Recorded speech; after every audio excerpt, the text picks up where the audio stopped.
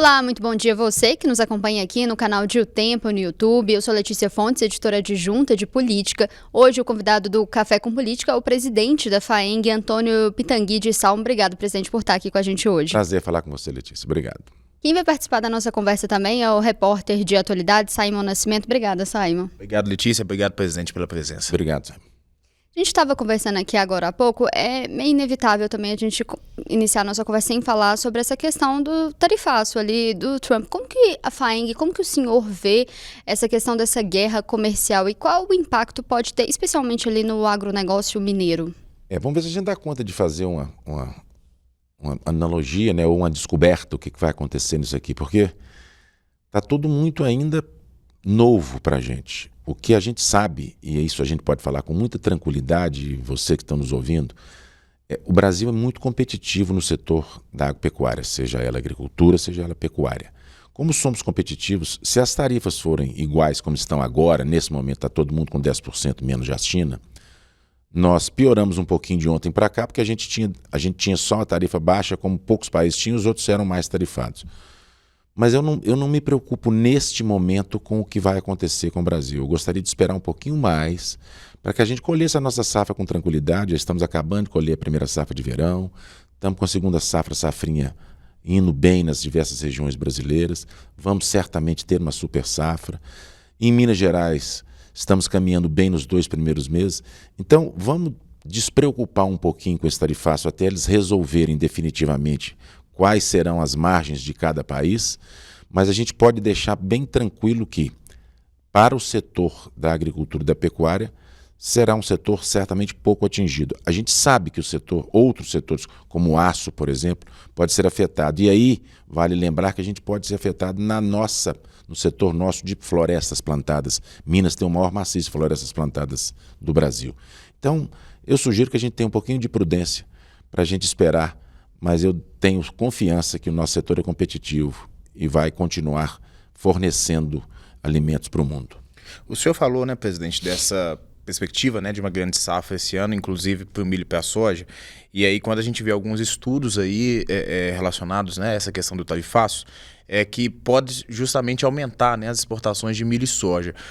Como que se dá esse cenário, né? O que pode, de fato, favorecer essa alta nas exportações? E um outro ponto que eu quero trazer aqui é sobre o café, né? Que Sim. A gente teve taxas diferentes ali para o Vietnã, para a Indonésia, agora está todo mundo no mesmo patamar. Pode abrir alguma janela de vantagem para o café brasileiro? Sim. Vamos para a soja primeiro, para o complexo soja. O que pode acontecer?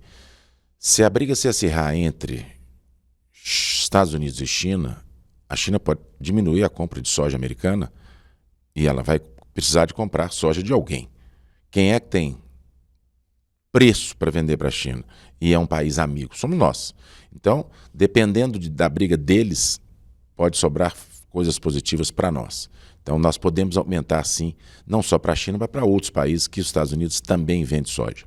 No caso do café, vamos lá, os Estados Unidos é o segundo maior comprador de café nosso, o primeiro é a União Europeia. A taxação vai encarecer o café do americano. Para nós aqui, nós certamente, ninguém tem para produzir café para suprir os Estados Unidos, só nós. Então, quando taxam o nosso café, o americano vai pagar mais pelo cafezinho de lá.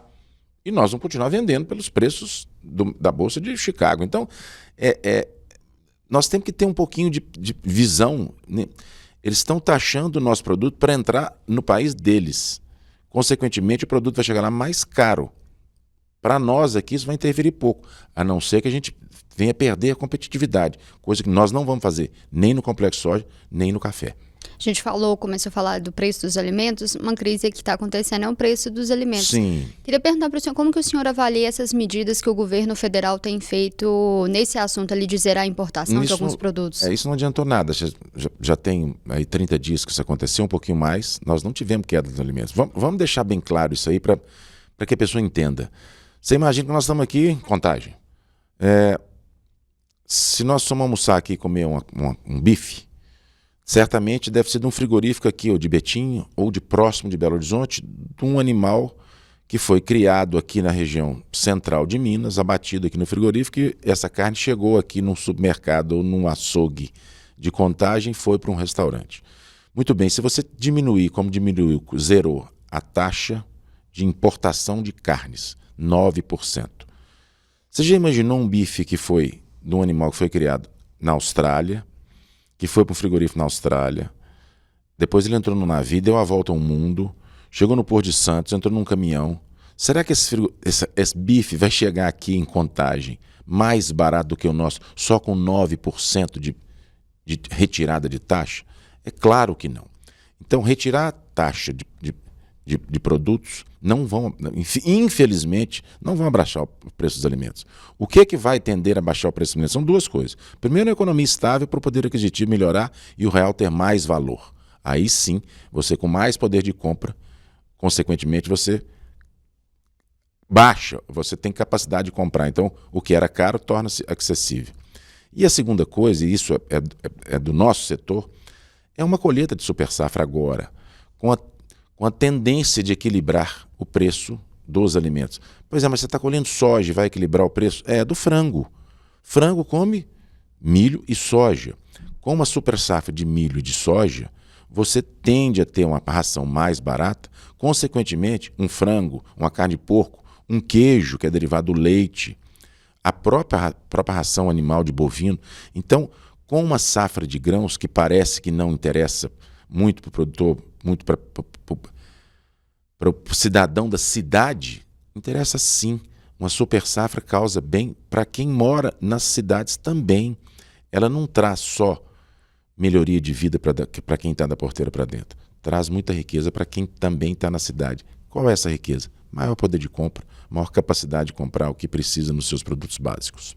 O próprio governo federal tem falado, né, que uma das apostas para baixar o preço dos alimentos esse ano é a super safra, e aí o governo também tem feito uma cobrança aí aos estados para retirar o ICMS da cesta básica, um movimento que tem aí o apelo da Associação Brasileira de Supermercados. Como é que o senhor enxerga isso, presidente? Abrir mão, né, desse imposto é a saída, de fato? Tirar o imposto da cesta básica é a saída? Simon, se a gente pensar, com todo respeito a tudo que aconteceu na pós-democratização para cá, foram inchando as coisas. O Estado é maior do que precisa ser. Consequentemente, ele precisa cobrar mais para sobreviver. O Estado não gera riqueza. Quem gera riqueza é o cidadão, é o empresário. Esse sim gera riqueza. E ele cobra imposto. Porque o Estado deveria, basicamente, pautar 3 coisas: saúde, educação e segurança. O resto deixa para a iniciativa privada. Então você é contra o socialismo? Não sou, eu não estou aqui ideologicamente, eu estou vendo o que acontece. Você gera um imposto para cada vez mais ter um Estado maior, seja ele um Estado municipal, entre aspas, um Estado de Minas Gerais ou um Estado Brasil. Né? Nós deveríamos ter um rearranjo. Tirar impostos, o Estado aguenta isso com a estrutura que está, quer dizer, não precisa de uma reforma administrativa. Porque o fato de aumentar imposto ou tirar imposto, sem você corrigir administrativamente, você vai ficar devendo servidor. Não vai pagar professora. E ninguém é contra ficar devendo nada. Nós temos é que entender o tamanho da carga tributária que o brasileiro dá conta de pagar, porque você trabalha aí 120, 150 dias por ano para pagar impostos. Aí você fala, tem educação boa? Não. Tem saúde boa? Não. Vai tirar imposto para baixar alimento? É esse o caminho, você tirar? Não, o caminho é você fazer uma reforma administrativa correta para que a gente possa ter um Estado proporcional à nossa capacidade de desenvolvimento e aí sim reequilibrar as contas e ir desenvolvendo. Confesso que não é uma coisa fácil de fazer, isso não sei se passa facilmente, mas a gente deveria definitivamente pensar, principalmente vocês que são jovens, que esse Brasil precisa de tomar um rumo decente. E a gente sabe que, e aí podemos dar os parabéns para o governo mineiro, sim, ele está gastando menos do que arrecada. Isso é que é o correto. Tanto que está pagando parte da dívida que nós temos aqui com a União. Então, precisamos ter juízo para administrar o que é de nós todos. E nós, população, temos que cada vez mais olhar para quem nós vamos eleger politicamente, porque isso vai interferir na nossa vida. Eu estava conversando com a Letícia mais cedo. Você gasta 1 hora para chegar na sua casa. Por quê? Porque as rodovias, porque o transporte público é inadequado, porque as rodovias, as avenidas estão lotadas, é a mesma avenida de antes de você nascer para ir para o seu bairro, e o tanto de carro que aumentou, quer dizer, não dá mais para a gente ficar sem achar que nós temos que participar efetivamente para fazer essa mudança necessária. Tirar ICMS vai abaixar alimentos? Vai nada. Vai, mas não dá para fazer isso, porque não cabe sem reforma administrativa. Qual que é o remédio, então, presidente, para poder baixar o preço do alimento, tendo em vista que tem tantos fatores, né? Tem questões externas, tem questões relacionadas ao clima. Qual que é o caminho, né? E onde que o governo está falhando em não conseguir ter esse resultado prático? Dinheiro. O real valia, quando entrou em 94, você comprava X. Hoje você compra X sobre 10. Você desvalorizou a moeda. Por quê? Porque quem cria dinheiro, quem fabrica dinheiro é lá em Brasília. Então, quanto mais você gera, menor fica o seu valor de compra. Até sua moeda, vocês não viveram, mas nós vivemos inflação de 40% ao mês. A comida que você comava na sexta, você pagava com cheque, na segunda-feira você já tinha economizado 5% a 10%, porque só no fim de semana. Você deixava o dinheiro no tal do overnight. Nós temos que ter uma reforma administrativa e política para que a gente possa definitivamente consertar, senão a gente vai só remendando o que tem sido feito no Brasil, e aí, sem nenhum trocadilho, mas são emendas e remendos que os nossos digníssimos deputados, estaduais, federais, senadores, você vai fazendo as emendas, mas nunca você definitivamente faz um plano de país. Qual o plano de país que vocês dois conheceram até hoje? O que teve um objetivo e não dá para consertar um país do nosso tamanho de uma noite para o dia. Mas nós temos problema de energia que precisa ser sanado. Você não pode crescer porque falta energia. Nós temos problemas de logística terrível, porque temos um modal rodoviário. Em Minas Gerais tem 30 mil quilômetros de estrada. Quer dizer, uma coisa absurda. Um modal rodoviário completamente inadequado para o tamanho dos caminhões, com a falta de segurança terrível para nós, motoristas de carro. Então, tem toda uma longa estratégia a ser feita. A curto prazo, tudo que fizer, com todo respeito, é remendo. Se você tira dali, vai faltar para alguém. Se você tira daqui, os governos, seja ele estadual, federal e municipal, precisam ter juízo na gastança pública, uma reforma adequada dentro de cada uma das estruturas para que a gente possa iniciar um processo de vidas melhores. Vários países fizeram isso e se desenvolveram. Precisamos de ter políticas corretas para que a gente continue crescendo. Senão, nós vamos continuar, como a gente fala na roça, capenga. Não dá mais. Nós, brasileiros, não suportamos mais isso. Chegou num limite. Quer dizer, é muita conversa e pouca ação definitiva para transformar nosso Brasil. Nós estamos com insegurança instalada, com milícias comandando determinadas regiões, de um país que não tem furacão, não tem vulcão, não tem maremoto, não tem terremoto, não tem neve. Tem uma possibilidade gigante de crescimento, riquezas naturais fenomenais, uma agricultura e uma pecuária altamente competitiva, um país maravilhoso, com riquezas naturais, com a floresta amazônica toda em cima. Nós ainda não criamos vergonha na cara para nos tornarmos decentes e desenvolvidos. A gente estava falando dessa relação política. O agro sempre é taxado como oposição ao governo federal. Queria que o senhor fizesse um balanço dessa relação do setor com a União ali desde 2023. Isso é uma briga ideológica. Nós, produtores rurais, e aqui a gente vai falar isso com muita tranquilidade, aqui em Minas Gerais nós somos 90% de pequenos produtores. Então, primeiro, quem fala da agricultura e da pecuária mineira e brasileira desconhece ela. Nós somos um povo, homens e mulheres, que trabalham no campo, que produzem alimento para nós nos alimentarmos e o que sobra a gente alimentar as cidades. Então, pense bem nisso. O homem, há 50, 70 mil anos atrás, era um coletor, um caçador, coletor, que ele trabalhava para o seu autossustento. E com essa evolução, você não só se sustenta, como você produz arroz, feijão, para você se alimentar e sua família e entregar para as cidades, para outros se alimentarem. Então, criticar a agricultura e a pecuária, a não ser ideologicamente, porque nós somos, sim, Nós somos favoráveis à iniciativa privada, nós somos favoráveis à propriedade privada. E isso, ideologicamente, vem contra algumas ideologias, muitas delas hoje comandando o Brasil. Então, principalmente a propriedade privada.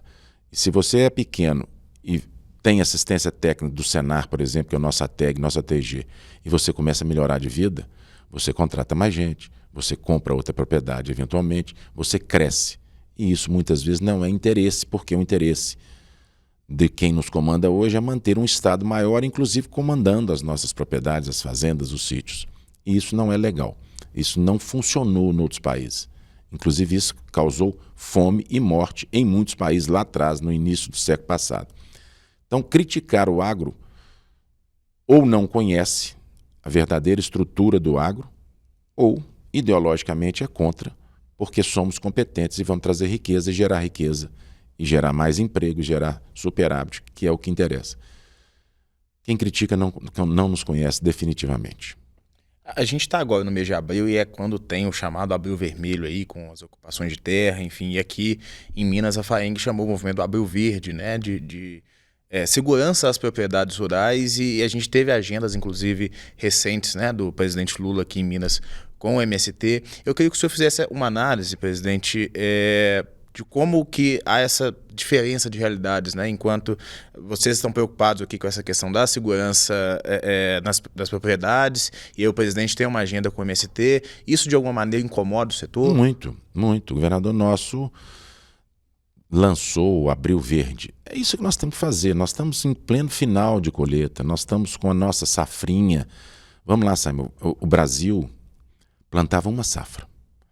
Aí aprendemos que se a gente plantar um pouquinho antes, lá para o final de setembro, começo de outubro, nas regiões que tem céu bom significa boas chuvas, a gente pode colher uma lavoura e plantar outra.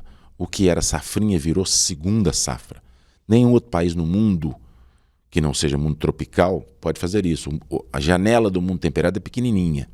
Então, nós estamos produzindo. Para você ter uma ideia, se você plantar 20, 30, 50 hectares de milho, você gasta mais ou menos R$8.000 por hectare. Vezes 50, faz a conta aí quanto dá, você vai gastar aí uma boa quantia de dinheiro e você vai depender do clima. Aí você tem sua fazenda ocupada, invadida por pessoas, quer dizer, quer ter terra, vai trabalhar.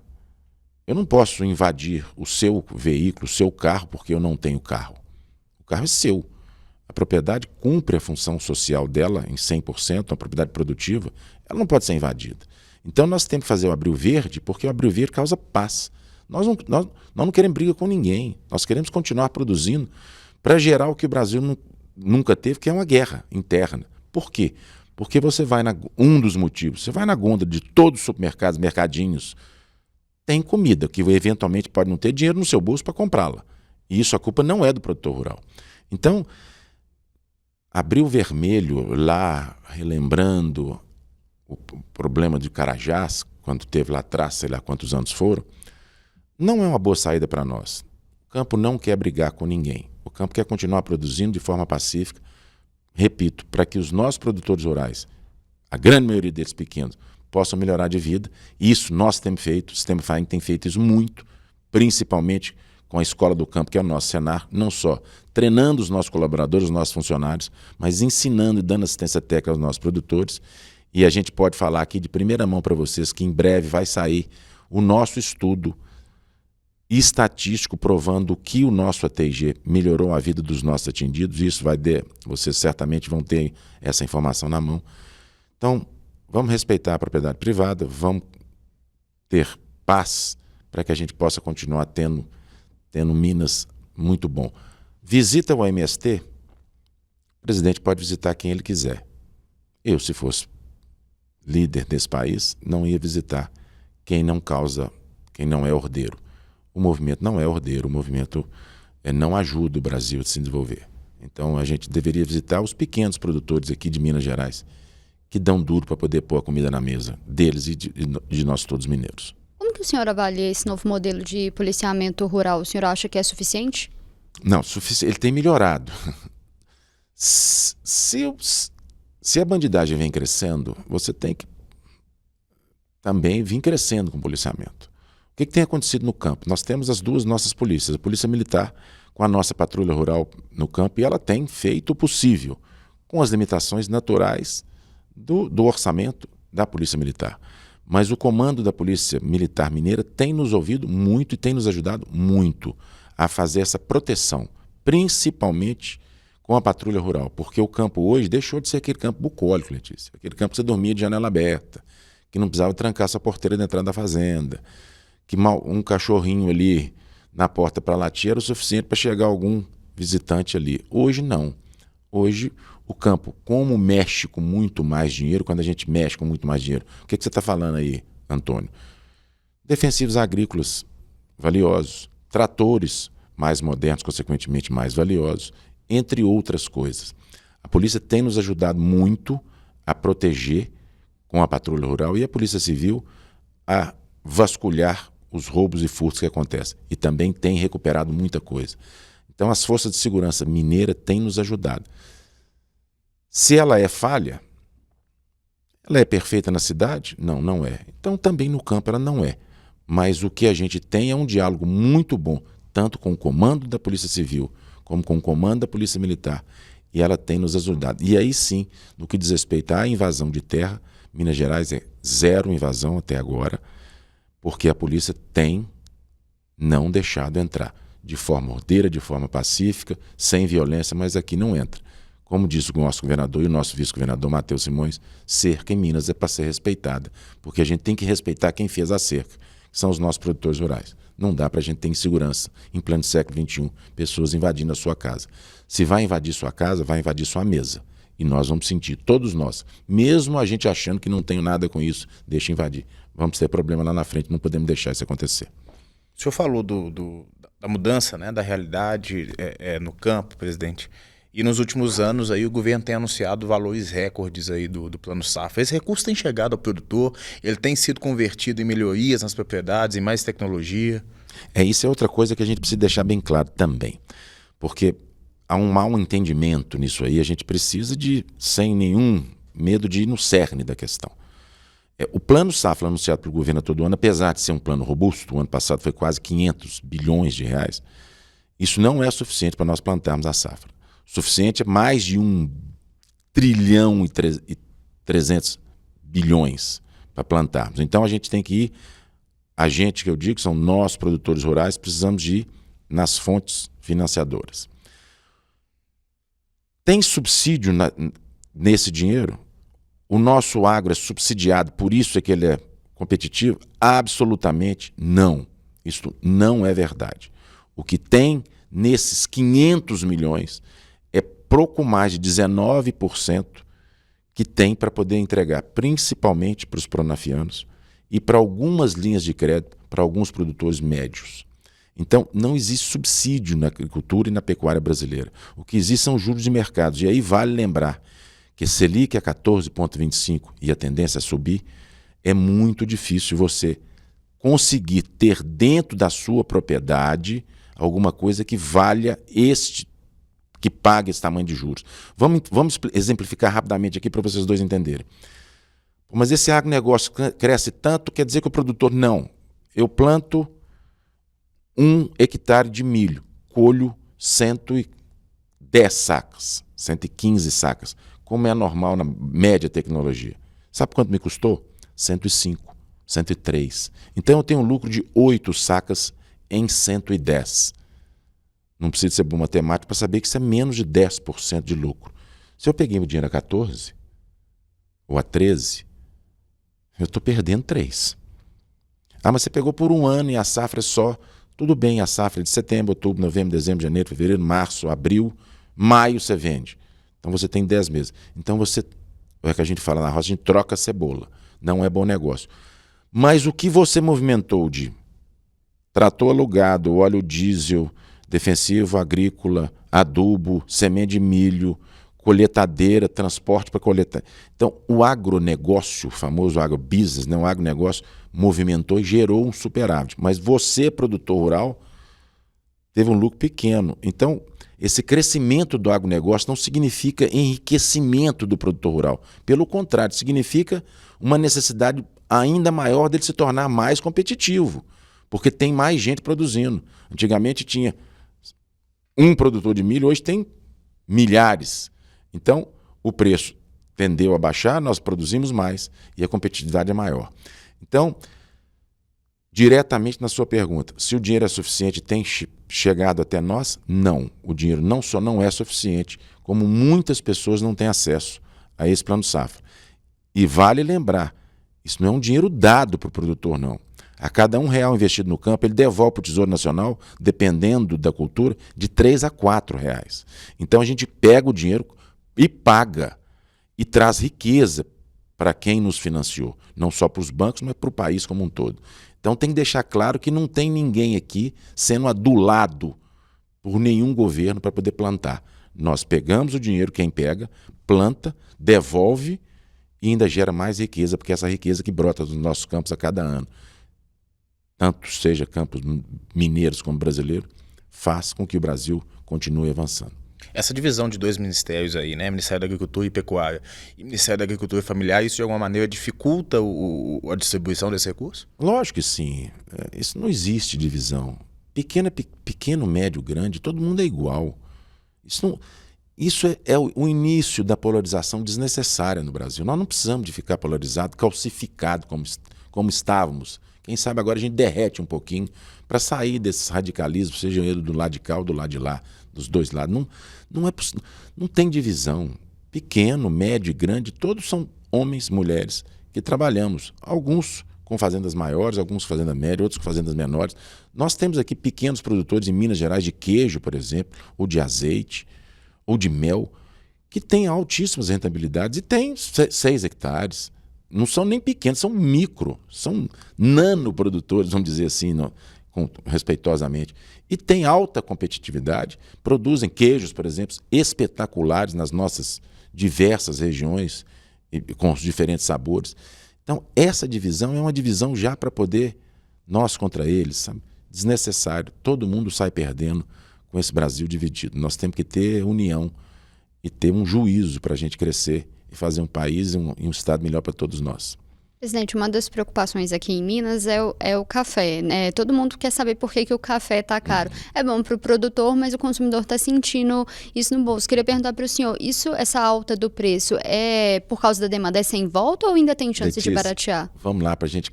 Foi bom demais você tocar nesse assunto. Bom para o produtor. Então vamos fazer uma continha rápida. Eu produzia eu vou fazer 10 sacos de café na minha área. Ele custava R$1.500. Então, eu gerava R$15 mil de receita bruta. Bom, aí o café passou para 3 mil. Nossa! Sabe por que passou para 3 mil? Porque aonde eu produzi 10, eu estou produzindo 3 ou 4. Então, se 10 vezes 1.500 é R$15 mil, 4 vezes 3 mil é R$12 mil. Então, eu saí perdendo 3. E você, consumidor, nós consumidores, estão pagando o café, em vez de 1.500, 3 mil. Tá desse preço é porque teve queda de safra. Queda de safra teve por anos, desde lá de 2021. Geada, chuva com incidência de granizo e seca. Então, como a cultura do café é uma cultura perene, a árvore vai sentindo o que a gente chama dos baques da natureza. Quer dizer, você é um ser vivo, é uma árvore de pé de café. Então você tomou uma chuva de granizo, arrancou suas folhas. Você vai ter que gastar energia sua para repovoar seu pé com folha. Você, pé de café. Depois você tomou uma geada, queimou você. Perdeu aquele... Se você não morreu, como não é geada negra, você perdeu folha de novo, vai tornar... Então você vai tirando energia de onde? De reserva da planta. De onde essas reservas, na grande maioria? Das raízes.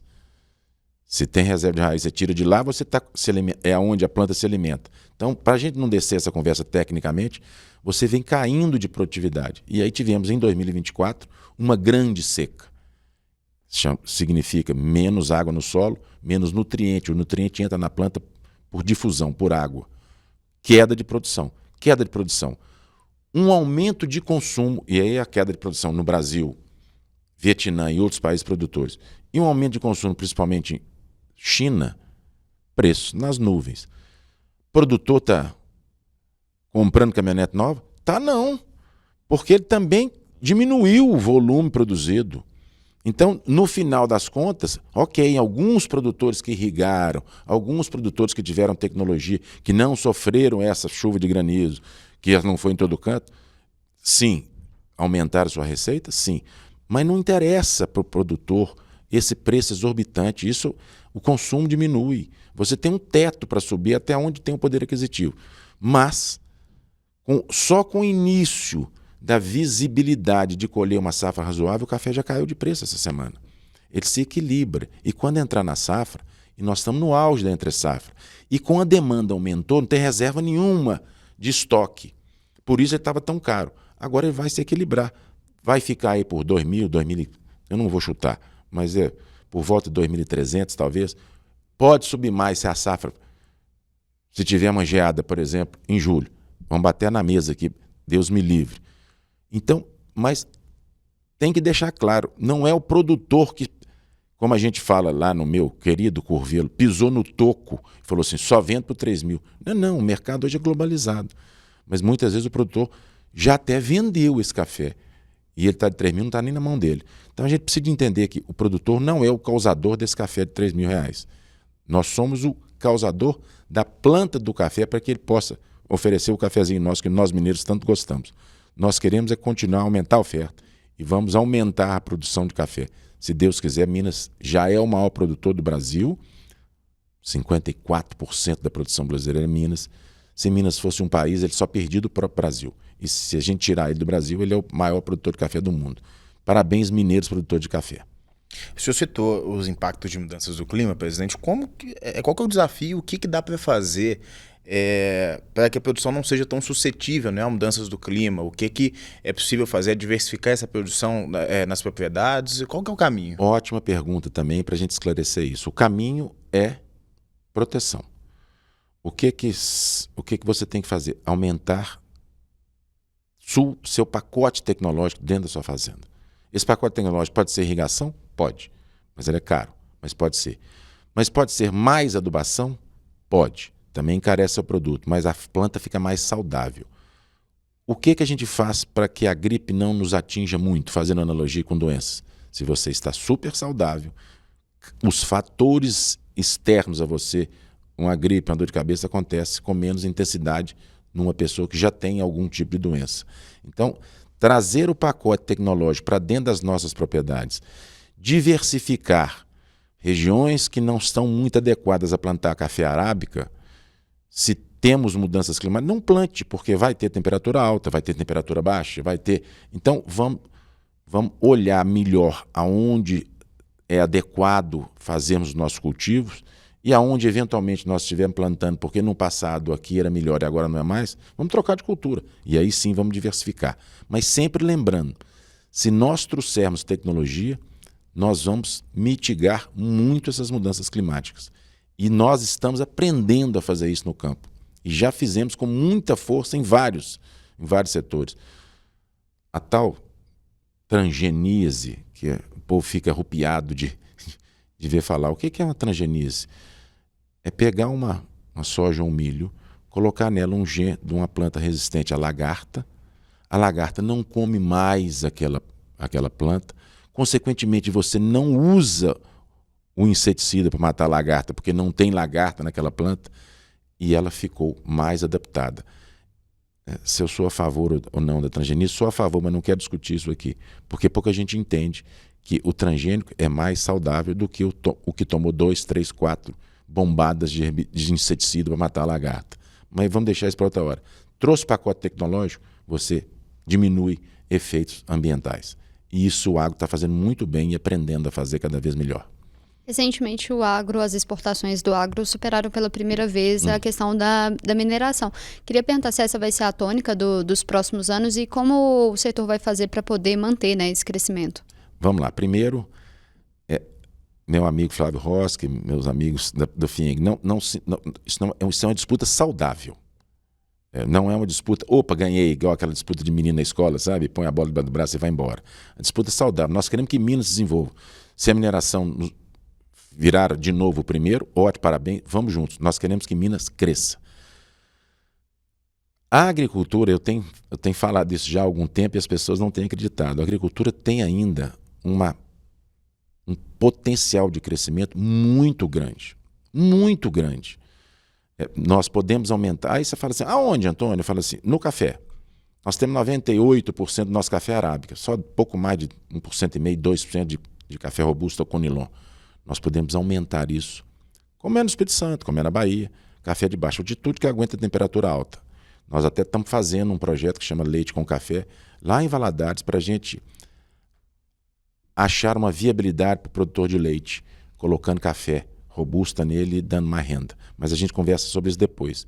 Então, se nós ultrapassamos a mineração, nós vamos continuar crescendo muito, porque nós estamos trazendo o pacote tecnológico, porque nós precisamos entender que o mundo tem evoluído e a agricultura não será diferente, nós vamos continuar evoluindo. E uma coisa que parece meio que doida, mas é assim, se você usa esta mesa aqui para plantar soja, esse ano você planta e fica bom. Daqui a 5 anos fica melhor. Daqui a 10 anos, melhor ainda. Porque você faz uma coisa que se chama perfil do solo, você adequa aquele solo. Então, a cada vez que no sistema brasileiro, que normalmente é plantio direto, você vai cultivando o solo, melhor ele vai se tornando. Com todo respeito, diferentemente, é uma mina, que você começa tirando minério e você vai enxergando o fim daquele minério mais rico, com mais teor de ferro, por exemplo. Então, na hora que um é finito, a nossa agricultura e a nossa pecuária é infinita. Então, na agricultura, se o solo está melhorando, também os bovinos, por exemplo, que morriam,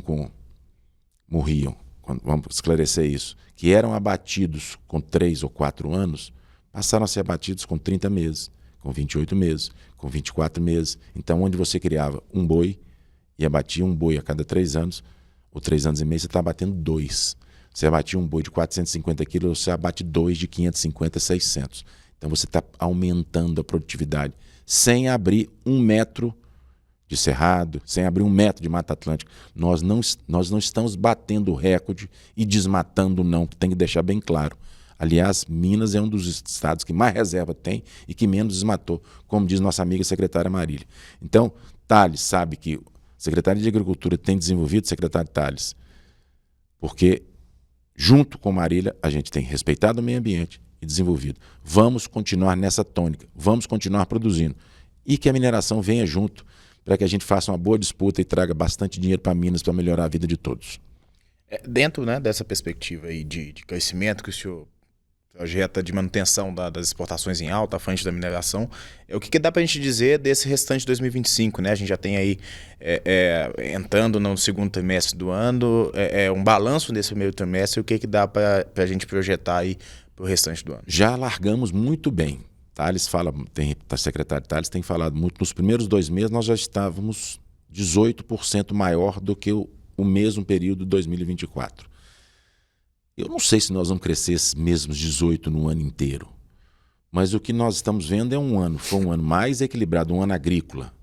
A passagem do ano de 24 para 25, um ano agrícola mais, no que diz respeito às chuvas, mais equilibrado, com chuvas mais bem distribuídas.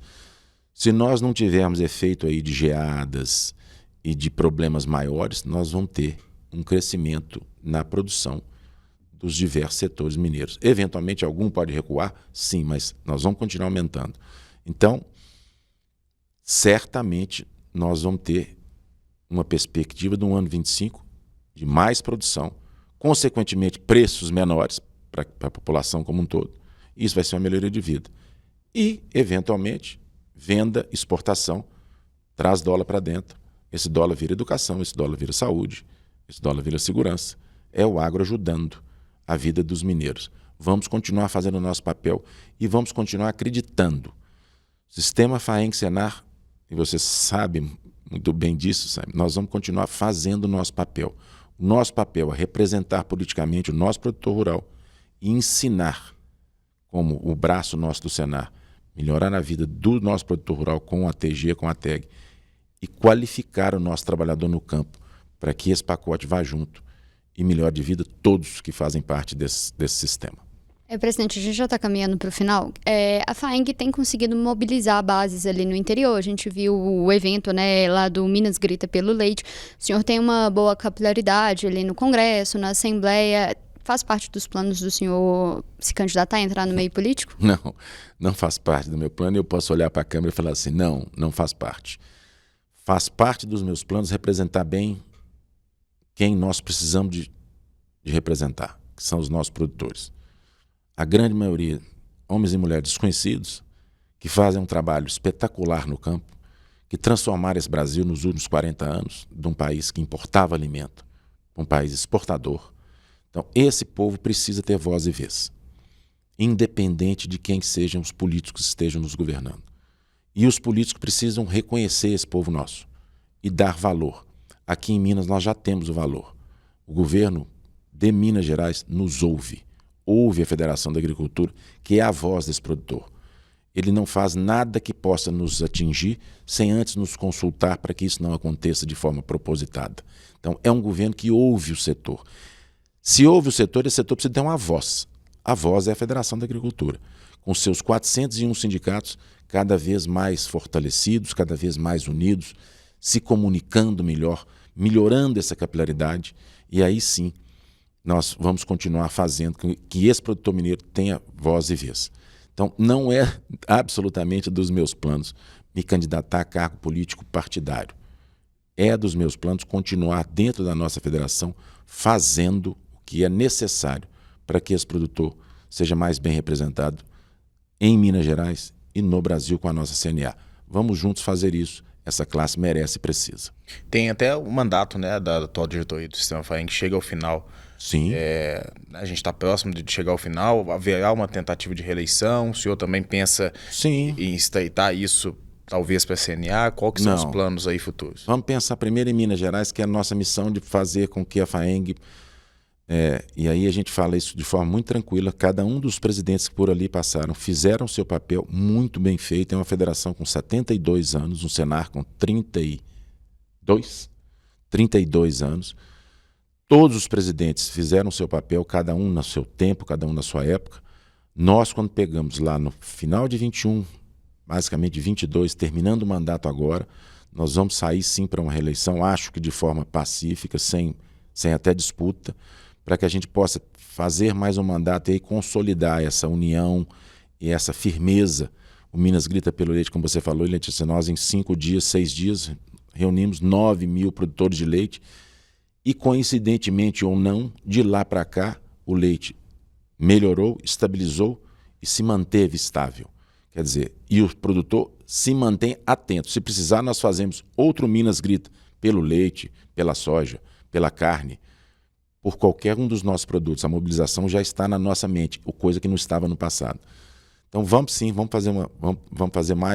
fazer uma reeleição para que a gente possa, vamos ter algumas modificações dentro da chapa, sim, claro, faz parte, mas a gente vai continuar fazendo o que for necessário para representar o nosso povo, sim. Nosso mandato termina em novembro deste ano, então temos um tempinho ainda grande para a gente fazer muita coisa aqui em Minas Gerais, dentro da nossa FAENG, nosso sistema FAENG Senar. Presidente, obrigada por estar aqui com a gente hoje, sempre muito bem-vinda a voltar mais vezes. Obrigado a você, Letícia, obrigado a você, Simon. Vamos juntos, vamos conversando, para que a gente possa cada vez mais esclarecer e mostrar para os nossos ouvintes, nossos telespectadores, o que o produtor rural mineiro faz de bem para a nossa sociedade. Obrigado, um abraço. A gente fica por aqui, mas você acompanha esses e outros conteúdos aqui no canal de O Tempo no YouTube e no portal otempo.com.br. Até mais.